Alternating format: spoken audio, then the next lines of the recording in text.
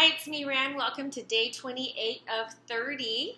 Today's value video is on how to make and keep your list so that you have the most efficient day possible. You know, a to-do list or a to-get list helps you focus, remind you on what it is that you need to do, putting the priorities at the top of the list. Something that I've been told is to make a list of 6 items that you need to do for the next day at the end of your day so that you know beforehand as a review what it is that's important to do tomorrow, and try to get as many of those things completed as possible. And if you can't, time runs out or an emergency comes up, then you can relay the rest of that list. Let's say you didn't get item 5 and 6 done, move that to the top of the list for the next day. And I think that's a great way to keep focused and get your tasks done efficiently.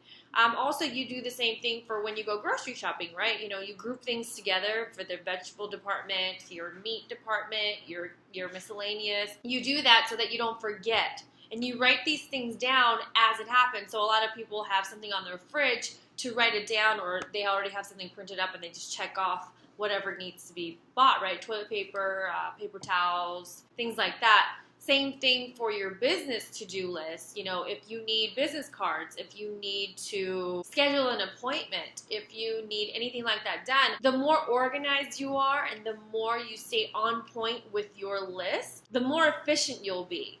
And you want to write these things down as you remember them, because if you think that you'll remember later, it's most likely not the case. And one more thing I want to touch on while we're talking about making, schedules and to-do lists and keeping yourself organized is also to try to focus on one thing at a time. I know everybody teaches from the time you're little to multitask, but you can only do so many things at a time while being effective. Let's say, for instance, you're in the kitchen cooking.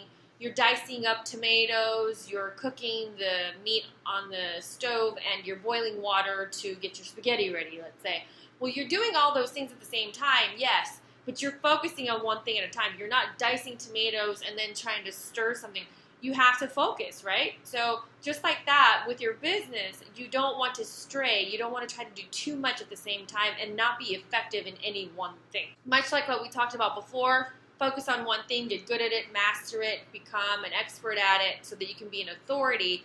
Do this with your life, with your everyday organization, so that you're following your schedule, you're following your to-do list and your to-get list, so that you are spending every moment as efficiently as possible, which gives you more time to free up for your personal life so that you can enjoy your day more. You don't have to spend all day in front of the computer or at your job or whatever because you're being as efficient as possible. Be organized, keep a list, categorize it so that it's simple and it is easy to follow. Don't put too much on there to do in one day where you're overwhelmed and there's no way you can get it done. That'll only deter you. Make it reasonable and logical so that you can get these things done. By logical, I mean like you can't say go to the dry cleaners on Sunday if they're closed. Obviously, you have to do it on a weekday. Make it manageable, make it organized, keep yourself on point so that you can enjoy your life more. Have a blessed day, and I will talk to you tomorrow.